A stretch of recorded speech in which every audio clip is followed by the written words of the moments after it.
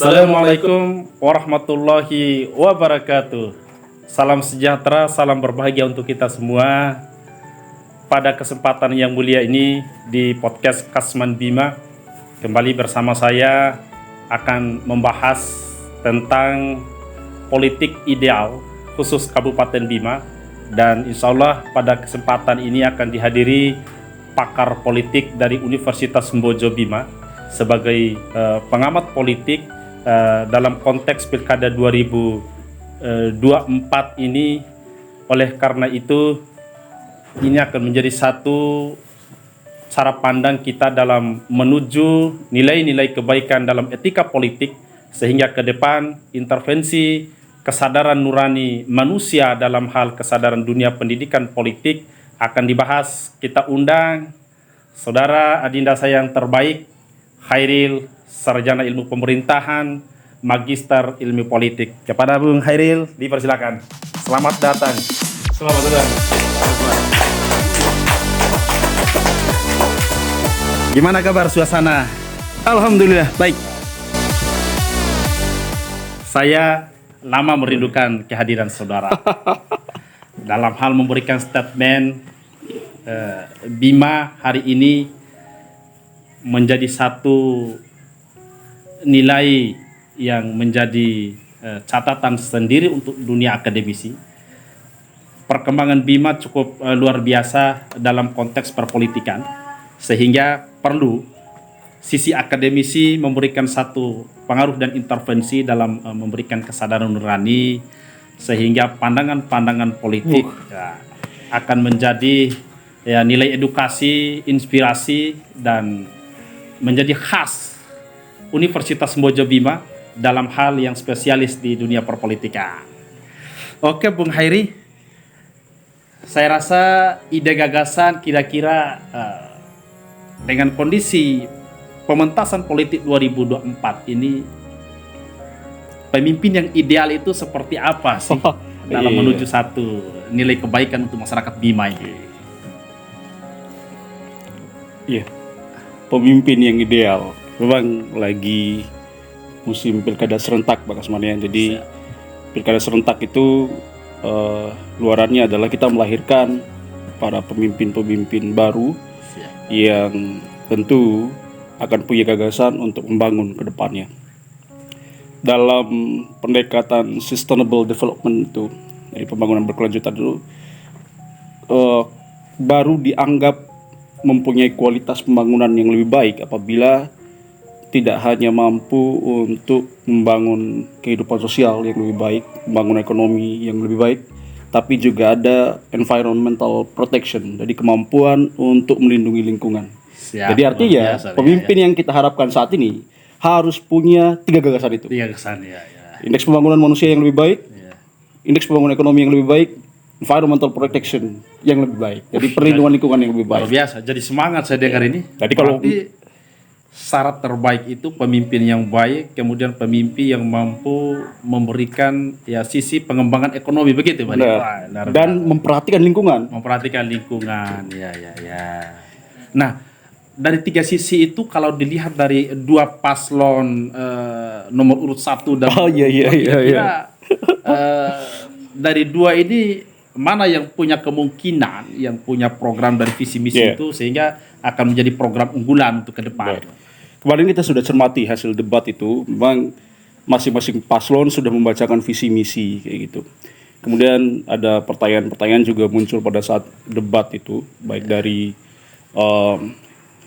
moderator maupun dari sesama paslon untuk menanyakan terkait dengan visi misi. Kedua-duanya memang sangat sedikit yang untuk memahami benar-benar terkait dengan upaya perlindungan lingkungan. Dalam aspek pembangunan sosialnya sama-sama menyentuh itu.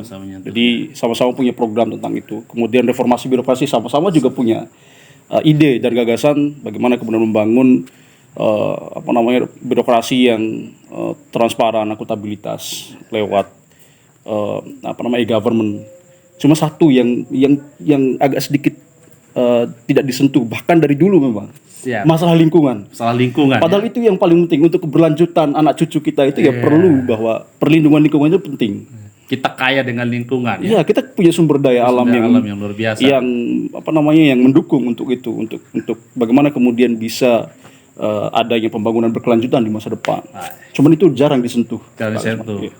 Baik, ini pandangan politik dari sisi akademisi Universitas Bojobima sebagai pengantar bahwa edukasi politik itu memberikan 3 syarat, yaitu kepemimpinan yang baik, ekonomi yang baik, dan lingkungan yang baik. Itu pandangan yang cukup luar biasa. Nah, sekarang Pak Hairil, kita kedatangan tamu agung juga. Oh gitu. Jadi salah satu dosen Universitas Bojobima juga ini kami undang Adinda Taufik Irfadat. Selamat hadir di podcast Kasman Bima, Adinda. Ini keren ini. Apa kabar? Alhamdulillah. Baik, silakan dulu. Baik, terima kasih Pak Kasman. Baik, Bung Taufik Irfadat. Tadi sudah disinggung sisi-sisi harapan masyarakat Bima dalam agenda pandangan politik Bung Hairil. Ada 3 item. Yang pertama tadi adalah sisi kepemimpinannya, kemudian sisi ekonomi, kemudian sisi lingkungan. Nah, saya ingin mendengarkan dan sekaligus mohon paparan sebagai bahan edukasi atau pendidikan politik untuk masyarakat dalam sisi pemerintah yang ideal. Kira-kira model kepemimpinan atau strategis apa yang harus dilakukan oleh siapapun yang terpilih menjadi bupati nanti, sehingga Bima ke depan akan mengalami satu nilai perubahan minimal dikenal di tataran kancah nasional kita ini, sehingga walaupun kita di daerah timur ini, tapi kita tidak kalah-kalah juga punya nilai gengsi lah untuk tataran kabupaten. Baik, waktunya dipersilakan, Bung Taufik. Baik, terima kasih Pak Kasman. Karena ini adalah berbicara tentang gaya kepemimpinan, jadi di dalam teorinya Harbani Pasolong di dalam bukunya tentang kepemimpinan itu banyak sekali dibahas tentang gaya-gaya kepemimpinan. Yang pertama itu ada gaya kepemimpinan otoriter, ada yang demokratis, kemudian ada gaya kepemimpinan yang sifatnya konvensional, dan masih banyak lagi. Namun bagaimana gaya kepemimpinan yang cocok sekali untuk daerah yang sifatnya lokal seperti Kabupaten Bima kan gitu. Nah, kita butuh pemimpin atau gaya kepemimpinan sifatnya transformasional. Jadi sifatnya ini adalah mau menerima dan mau merubah. Menerima dalam konteks mau menerima perubahan dan mau merubah keadaan yang lebih konservatif menjadi masyarakat yang lebih urban gitu. Nah, hal ini terwujud dari daerah-daerah yang sifatnya lokalnya sudah maju. Contoh, wilayah Kota Bima baru saja pemekaran dan dianggap masih usia jagung. Itu sudah meningkatkan kualitas yang luar biasa dibandingkan dengan Kabupaten Bima ya. Dibandingkan Kabupaten Bima. Hal ini tersirat di dalam indeks pembangunan manusia. Indeks pembangunan manusia di Kabupaten Bima tahun 2022 dan 2023 itu masih di angka 65,75. Atau kalau tidak salah 65,57. Kemudian di 2023 itu naik menjadi 66,28. Nah, nanti saya akan cross check kembali, saya ulangi lagi bahwa indeks pembangunan sumber daya manusia di Kabupaten Bima itu di angka 67,57, di 2023 itu adalah 68,28. Artinya indeksnya tidak sampai 1%. Nah, melihat angka ini tragis ini Pak Kasman, Pak Hairil. Artinya kalau kita bandingkan dengan dengan Kota Bima, itu angka indeks pembangunan manusianya di 2024 itu sudah di 78 sekian %. Iya. Itu persoalan besar ya. Persoalan besar. Ini mungkin yang disebut dengan patologi administrasi pemerintahan ini. Berikanlah betul untuk pembicara kita ini. Pak Taufik Irfadat, dari persoalan itu kira-kira idealnya untuk menuju satu pemerintahan sistem yang baik, ada tawaran atau strategis baru ndak sebagai yang membidangi atau yang menjadi ahli dari sisi pemerintahan dari Universitas Mojobima ya. Baik, waktunya dipersilakan Mari. Oke, baik. Apa namanya, di dalam pemerintahan itu kita lihat geliat politik lokal seperti apa gitu. Kalau pemerintah selalu mendengarkan apa namanya, aspirasi dalam kalangan menengah, kemudian aspirasi masyarakat kalangan bawah tidak didengarkan, ini menunjukkan bahwa ruang komunikasinya tidak efektif. Kemudian ruang aspirasinya tidak berjalan dengan lancar. Nah, inilah seperti yang saya katakan bahwa kenapa kita butuh gaya kepemimpinan yang transformasional. Tujuannya adalah untuk mau menerima dan merubah, gitu.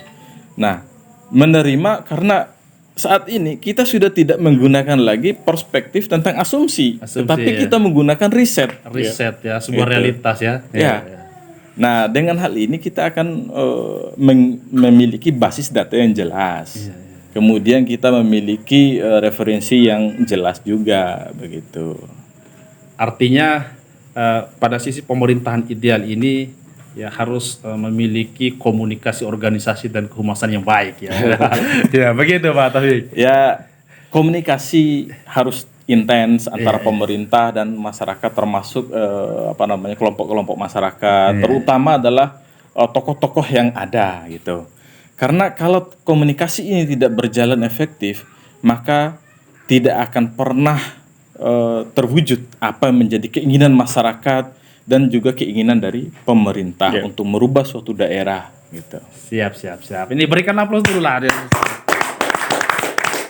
Baik, menarik dari sisi strategi pemerintahan yang ideal yang diungkapkan oleh Bung Taufik Irfadat. Saya kembalikan ke Bung Khairil. Dari sisi akademisi, kita ini kan selalu melakukan riset. Nah, kira-kira kalau dibandingkan atau apakah kita ini perlu studi banding supaya sesuatu yang tidak pernah dilakukan oleh sistem yang terdahulu, paling tidak ketika melakukan studi banding ada perubahan, kita terinspirasi di negara-negara maju. Kira-kira pandangan seperti itu bisa enggak untuk pemerintah yang akan datang, Pak? Terima kasih Bang Asman. Jadi memang kelemahan pemerintah kita hampir di semua aspek ya. Jadi kelemahannya adalah bagaimana kemudian pemerintah ini mau belajar terhadap riset-riset yang ada. Jadi riset itu tidak hanya kemudian dibiayai, tapi dipelajari, gitu, hasil risetnya. Gitu. Cuman kan pemerintah, mohon maaf, agak sedikit egois untuk mau mempelajari hasil-hasil riset perguruan tinggi. Padahal untuk membangun tata kelola pemerintahan yang baik itu, pemerintah harus terlibat. Kemudian dunia kampus pendidikan juga harus terlibat, pihak swasta juga harus terlibat. Siap. Karena untuk memberikan keseimbangan bagi kelancaran pelaksanaan dalam negara. Tapi justru yang kita lihat selama ini pemerintah justru agak cenderung tidak mau untuk mempelajari itu. Ya banyak misalnya di wilayah kita saja, misalnya di wilayah kota Kabupaten Bima dan Kota Bima, justru banyak riset mahasiswa itu hanya tidur di perpustakaan kita gitu. Kemudian kalaupun filenya juga saya yakin tidak pernah dibaca itu mungkin. Padahal pembelajaran banyak berkaitan dengan proses pembangunan desa, proses bagaimana reformasi birokrasi, tata pelayanan yang baik, kebijakan publik, kemudian cara mengatasi problem sosial, cara bagaimana kemudian membangun perbaikan ekonomi dan sebagainya. Banyak hasil-hasil riset tentang itu. Urusan pendidikan ada kampusnya, urusan perekonomian ada, kesehatan ada. Harusnya pemerintah belajar banyak dari situ. Tapi kalau dilihat dari hasil debat kemarin, saya lihat artinya wah ternyata pemerintah kurang riset nih terkait dengan itu. Berarti semua ide cemerlang, proses akademisi itu hanya diarsipkan untuk di Kabupaten Bima. Saya takutnya begitu. Takutnya begitu ya. Saya takutnya begitu. Berarti harapan kira-kira efek negatif atau efek positif yang dilakukan oleh pemerintah, sisi yang menjadi kelemahan ini akan terjadi tidak untuk masa yang akan datang? Pasti terjadi. Makanya hasil riset itu kan sebenarnya membuka pikiran kita semua. Oh ternyata cara yang harus dilakukan ke depan untuk memperbaiki misalnya tata kelola pemerintahan dan sebagainya, ya bisa kita pelajari dari situ. Cuma saya teringat salah satu riset yang mengatakan bahwa maju tidaknya suatu daerah atau suatu negara itu bukan tentang sumber daya masuk, bukan tentang kualitas perekonomiannya, bukan tentang iklimnya kayak gitu. Jadi bukan tentang sumber daya alamnya, tapi institusi yang di dalamnya itu yang mempengaruhi. Kalau institusinya terbuka, kalau institusinya terbuka atau inklusif gitu ya, terbuka terhadap banyak hal, termasuk riset tadi, banyak masukan-masukan, kritikan, kemudian terbuka untuk melibatkan masyarakat kayak gitu. Jadi tidak hanya tentang pelibatan secara tokenisme, ada tapi tiada kayak gitu. Maka peluang untuk majunya besar. Besar ya. Tapi kalau pemerintah tutup diri kemudian ekstraktif kayak gitu, ekstraktif itu hanya berkutat pada ide-ide mereka di kelompok-kelompok elit tertentu, kemudian baru dilakukan pengambilan kebijakan. Tidak membuka diri, tidak membuka diri, pemahaman ya, keilmuan ya. Termasuk dari riset tadi itu ya, peluang untuk majunya agak sedikit Pak Kasman. Gitu. Luar biasa. Itu dari sisi pandangan politiknya begitu. Oh iya. Jadi penting memang institusi ekonomi politik itu penting untuk kemudian membuka diri terhadap apapun, termasuk riset-riset perguruan tinggi. Baik, berarti analogi kita atau konsep yang ini menjadi satu tawaran dari sisi akademisi bahwa perlu membuka diri, kemudian setelah dibuka kasih peluang supaya kita berkarya, berkarya sehingga kita akan melakukan studi banding dan sisi kelemahan itu akan menjadi satu peluang untuk diperbaiki masa yang akan datang. Nah, luar biasa ini. Berikan aplaus dulu untuk ini. Baik, saya ingin kembalikan forum ini kepada Bung Taufik Irfadat. Dari sisi pemerintahan yang ideal tadi sudah dibahas, kemudian kira-kira untuk mengembangkan aspek sisi pemerintahan yang ideal dalam konteks kekinian, kalau kita mempelajari masa pejabat yang sudah berlalu untuk diperbaiki untuk masa akan datang dari sisi pemerintahan, apa tawaran yang menarik dari sisi akademisi? Oke, baik. Ini kita akan refleksi beberapa tahun belakang atau refleksi beberapa periode belakang gitu. Nah, ini menarik sekali ini. Kita melihat bahwa setiap rezim, setiap kepala daerah yang pernah memimpin pasti memiliki catatan-catatan baik, catatan buruk maupun catatan yang baik di mata konstituennya, di mata masyarakatnya gitu. Dan tidak terlepas pula di dalam daerah Kabupaten Bima gitu. Jadi kita tidak di sini tidak menyentuh politik praktis dan transaksional, tetapi kita bahas tentang apa yang pernah ditorehkan gitu. Iya. Nah, prestasi apa ya yang pernah diraih gitu. Ya, jadi kita melihat bahwa di Kabupaten Bima masih dikatakan daerah yang 3T. 3T ya. Atau daerah dengan zona terpencil, terluar dan tertinggal. Nah, ini menunjukkan bahwa masih ada beberapa desa di Kabupaten Bima ini yang belum tersentuh dari tangan pemerintah. Iya. Itu. Kita sebut saja desa-desa yang terpencil. Salah satunya adalah di salah satu desa di dusun Hidirasa ya. Hidirasa. Bukan itu Pak Isman, di desa desa Hidirasa, dusun Koworo, kemudian ada Puri Lembo, kemudian masih banyak sekali. Ya, belum tersentuh seperti jaringan HP, internet ada ya. Mulai dari internet, kemudian infrastruktur. Nah, ini menunjukkan bahwa daerah yang maju itu tidak berdasarkan apa yang pernah ada, tetapi daerah yang maju itu adalah daerah yang infrastrukturnya dapat dinikmati oleh masyarakat. Tujuannya adalah hasil pertanian itu dapat didistribusi ke tiap-tiap wilayah. Dengan tujuan apa? Tujuannya adalah dengan sendirinya perekonomian itu bergerak ya. Nah, kalau ekonomi sudah bergerak, maka pendapatan per kapita rumah tangga itu akan meningkat. Nah, dengan sendirinya tingkat masyarakat yang miskin itu dapat dengan sendirinya dapat ditekan melalui infrastruktur tadi gitu. Nah, kemudian beberapa kepala daerah sebelumnya itu jarang sekali meninggalkan jejak yang dalam tanda petik baik gitu.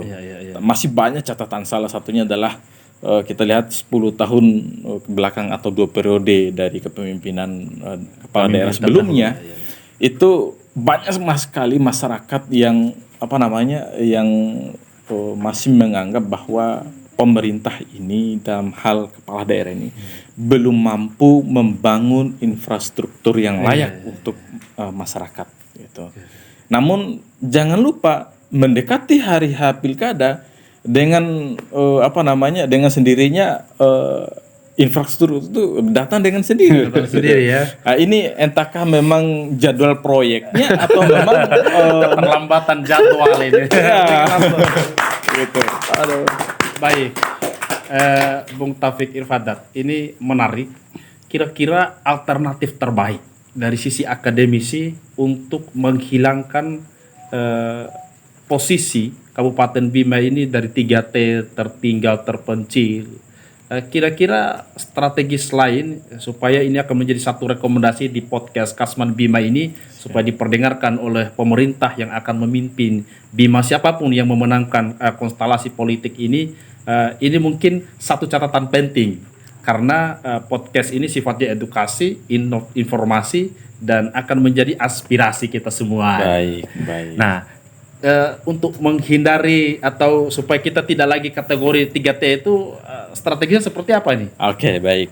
Yang pertama, penuhi kebutuhan masyarakatnya. Salah satunya adalah listrik. Ini menunjukkan ada keterimaan untuk membuka diri. Walaupun mindsetnya masyarakat itu masih sifat konservatif, bahwa setiap dilakukan perubahan pasti akan mempengaruhi budaya adat dan istiadat. Nah, itu wajar karena kita sudah tidak berada lagi pada kondisi seperti dulu. Namun catatan pentingnya kita tidak boleh meninggalkan tradisi, budaya, dan adat istiadat. Ini luar biasa. Karena itu adalah identitas. Ini pandangan yang cukup menarik dari sisi pemerintahan. Saya ingin kembali kepada Bung Hairil. Sisi politik ideal yang di awal tadi, karena sisi pemerintahan sudah cukup rinci sekali dipaparkan oleh Bung Taufik Irfadat.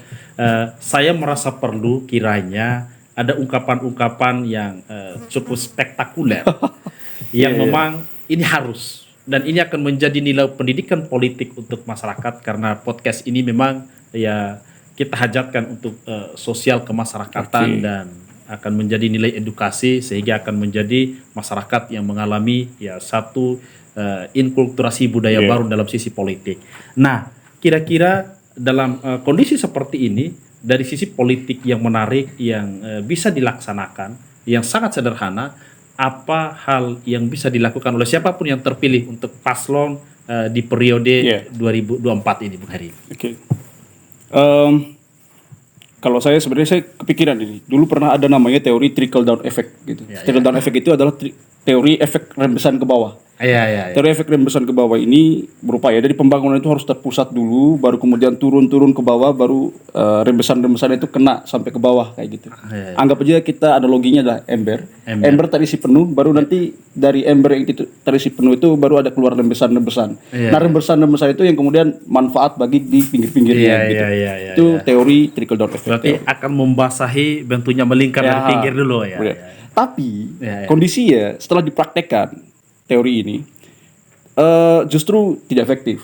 Karena di ember-ember tadi itu yang dianalogikan dalam teori trickle down effect teori itu terlalu banyak tikus-tikus di dalamnya. Akhirnya air yang diharapkan keluar dari ember, rembesan yang diharapkan keluar itu justru diminum banyak oleh tikus-tikus dalamnya kayak gitu. Tikus jalanan atau tikus berdasi ini banyak modelnya di dalamnya. Gitu. Akhirnya dikritisi trickle down effect teori itu ternyata nggak bisa dipraktekin nih dalam konsep pembangunan. Kalau dalam konteks Bima itu bisa nggak itu? Nah itu makanya teori ini dulu pernah dipraktikkan pada zaman Orde Baru. Jadi pembangunan yang sentral dari pusat dulu baru ke bawah. Akhirnya dikritisi. Maka perlu ada yang namanya konteks pembangunan bottom up, dari bawah ke atas. Jadi tidak lagi menunggu rembesan, tapi harus dimulai dari bawah kayak gitu. Maka suara-suara dari bawah ini harus didengarkan. Makanya perlunya memang proses perencanaan pembangunan yang jelas dari bawah. Musrembang itu sebenarnya kalau diseriusin itu sudah dari menarik, tahapan yang sebenarnya itu, dari tahapan pembangunan yang sebenarnya lewat musrembang dari dusun, desa, kecamatan sampai masuk ke kabupaten kota. Itu fakta ya, fakta di seluruh desa karena mereka lah yang paham tentang kondisi desanya. Tapi itu memang tidak direkomendasikan di tingkat kabupaten, Pak Heri. Direkomendasikan Pak Kasman dan itu wajib dilaksanakan. Tapi faktanya di lapangan tidak terjadi ya. Sebelum musrembang ada, programnya sudah ada kayak gitu. Padahal musrembang itu tujuannya adalah kita mau menanyakan kepada masyarakat kira-kira apa yang mereka butuhkan, program apa yang ingin dilaksanakan sesuai dengan masalah-masalah yang ada di desa masing-masing. Kemudian dicatat pada saat musyawarah rencana pembangunan itu poin-poinnya apa saja yang akan dibangun dan diprioritaskan. Oh ternyata pada saat dokumen sudah ada, usulan-usulan tadi itu ternyata hanya sebatas tokenisme. Jadi hanya diada-adakan simbolita saja. Dari suara-suara yang disampaikan tadi simbolita saja. Justru dokumen yang berangkat tadi itu ya dokumen-dokumen yang sudah dibuat kesepakatan, tolong ini bagian saya tolong jadikan prioritas. Saya akan kawal, tolong dikawal ini sampai ke depan. Sehingga musrembang ini hanya sebagai simbolitas untuk memenuhi syarat administrasi. Simbolitas untuk memenuhi konsep bottom up tadi itu, dari bawah ke atas itu tadi. Untuk menghindari yang rembesan yang terpusat tadi itu. Jadi biar kelihatan ada proses demokratisasi dalam proses pembangunan yang ada. Walaupun kenyataannya tidak seperti itu. Justru tokenisme. Yang namanya token itu dia itu punya suara bunyi ketika habis, tapi tidak berwajah kayak gitu, tidak berbentuk. Ya begitulah program yang ada. Program sedikit gaib juga ya. Itu tokenisme namanya. Baik, dari pandangan itu Pak Hairil, kira-kira kalau intervensi pemerintah ini tidak bisa mengakomodir dari hasil musrembang, asumsi kita akan terjadi apa dalam kondisi ini yang menyebabkan satu masalah besar untuk Kabupaten Bima ini? Jadi masalah yang akan muncul ketika kemudian upaya untuk menarik saran-saran, menarik pembangunan dari bawah ke atas itu atau bottom up itu, yang pertama adalah ketika tidak dijalankan dengan baik, maka yang pertama unsur demokrasinya lemah di situ. Kemudian yang kedua akan banyak peluang-peluang kolusi, nepotisme, korupsi dan sebagainya di situ. Karena akan ada kesepakatan untuk menentukan prioritas pembangunan. Kira-kira program mana yang akan dijadikan prioritas? Itu mahal sebenarnya. Untuk penentuan program prioritas itu mahal. Ini kalau apalagi sudah ada pesan-pesan yang memperkaya diri atau menjadikan satu rekomendasi khusus sebagai bentuk tangan suci pribadi katanya. Jadi itu dampak-dampaknya. Dampak-dampaknya seperti itu. Padahal sebenarnya kalau kita lihat prosesnya, ternyata bagus sekali prosesnya. Jadi kita benar-benar mengambil ide-ide, gagasan dari masyarakat lewat musrembang, mulai dari desa, dusun, apa kira kepentingan dusun dalam pembangunan. Setelah dusun dibawa ke desa, nanti diskusikan ke sana. Ternyata ini yang paling penting, pembuatan ini. Ternyata dusun sana, desa ini ternyata prioritasnya adalah pembangunan infrastruktur lapangan misalnya kayak gitu. Nanti tolong dikawal sampai ke kecamatan supaya program ini tidak hilang kayak gitu. Di kecamatan juga harus dikawal. Tapi karena kepentingan hilang di tengah jalan. Program usulan di desa misalnya 100, nyampe kecamatan 50, nyampe kabupaten tinggal 1. Berikan aplaus dulu. Baik, saya merasa pandangan-pandangan cerdas ini sudah sangat luar biasa yang dimunculkan dalam kesempatan podcast kali ini. Barangkali perlu ada satu kesimpulan sehingga akan menjadi nilai edukasi untuk kita semua. Saya rasa dari Bung Taufik Irfada, kesimpulan bagaimana kepemimpinan yang ideal dalam sistem pemerintahan yang baik itu seperti apa? Oke, baik. Sebagai closing statement saya ini seperti yang dikatakan oleh Pak Hairil tadi, dan seperti juga yang saya katakan tadi bahwa kita butuh gaya kepemimpinan yang transformasional. Siap. Kalau saya bisa ulangi kembali bahwa kita ini harus mau menerima keadaan yang bisa berubah dan mau merubah. Siap. menerima bahwa karena itu adalah dampak dari transformasi. Itu. Kalau kita sulit untuk menerima di situ, maka transformasi suatu daerah, sebut saja lokal, itu sangat sulit sekali gitu. Karena masih mempertahankan dalam tanda petik adalah adat dan istiadatnya. Gitu. Jadi perlu kita menerima dan merubah. Gitu. Jadi gaya kepemimpinan paling cocok adalah transformasional, tapi setiap pelaksanaan apapun harus berdasarkan kondisi lokal masyarakat. Perhatikan adat istiadatnya, perhatikan budayanya, dan juga perhatikan kebutuhan masyarakat. Itu yang paling ideal dan esensial gitu. Terakhir, bahwa jangan lupa kalau itu semua sudah diperhatikan, maka perhatikan pula kebutuhan dasar masyarakat. Gitu. Pangannya. Sandangnya, pangannya, bahkan papannya itu harus diperhatikan. Siap. Jangan sampai ketika kita memiliki sumber daya manusia yang berkualitas tapi tidak dipakai, tidak dimanfaatkan. Sehingga menjadi sebuah internalisasi bahwa kita sudah memiliki keilmuan tetapi tidak dipakai. Gitu. Hanya digunakan sebagai bentuk pajangan, dan juga yang diperhatikan adalah siapa yang paling dekat dengan seseorang. Kali itu saja. Ini konspirasinya ya. Baik, kan apa dulu untuk statement dari Bung Taufik Ibadah.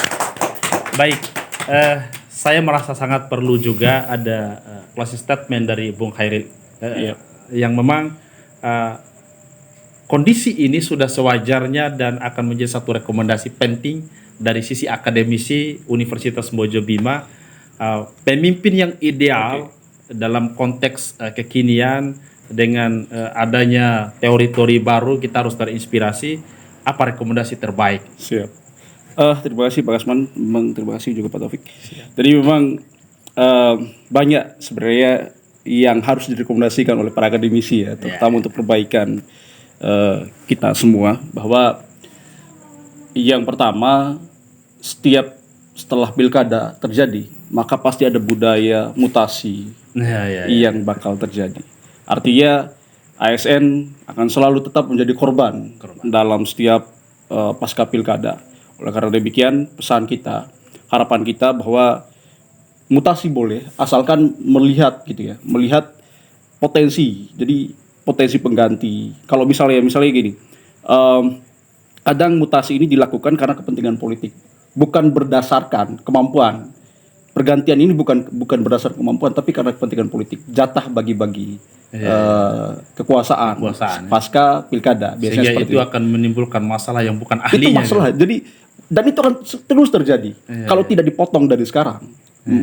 Budaya-budaya seperti itu kalau tidak diselesaikan dari sekarang, maka akan terus terjadi. Oleh karena demikian, siapapun pemimpinnya setelah ini, maka korban-korban politik, mutasi korban-korban politik itu ya tidak lagi seperti itu. Kasihan ASN mulai dari awal sebelum pilkada selalu dikorbankan untuk ikut serta. Saya yakin mereka akan dipaksa untuk ikut serta untuk memenangkan paslon tertentu. Siap. Memenangkan paslon tertentu, kemudian setelah perjuangan selesai, kalau mereka tidak mampu untuk memenangkan, maka korbannya adalah mutasi. Ya, budaya seperti itu yang kemudian harus dihilangkan. Kemudian yang kedua, masalah pembangunan sosial, ekonomi dan lingkungan seperti yang kemudian saya sampaikan di awal. Pemimpin yang bagus, pemimpin yang hebat itu adalah dia mampu mensinergikan 3 aspek pembangunan itu. Tidak hanya kemudian mementingkan pembangunan ekonomi, juga harus melihat efeknya adalah pembangunan sosial.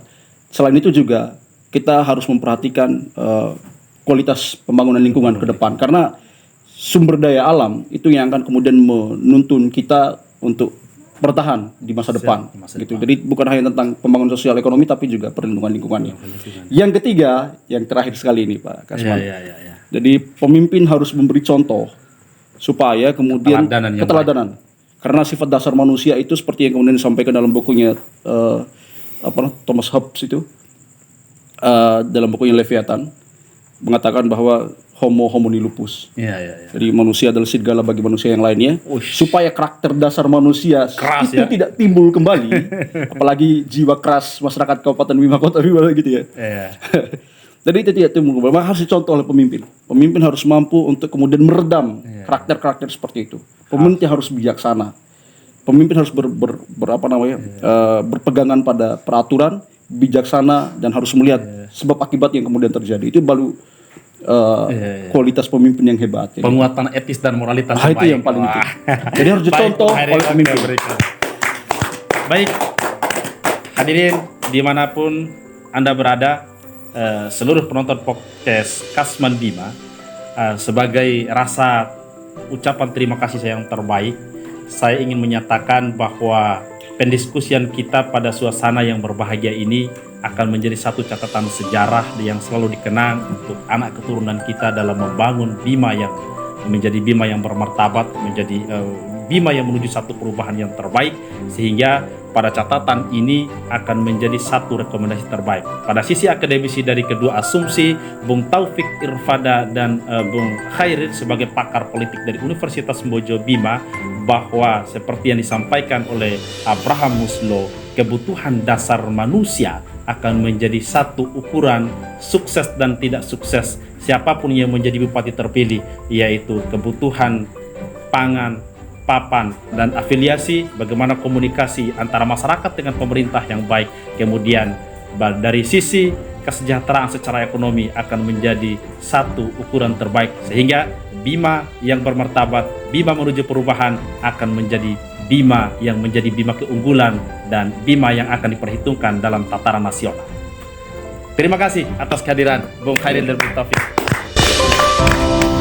Siap, terima kasih Pak Kasman. Terima kasih.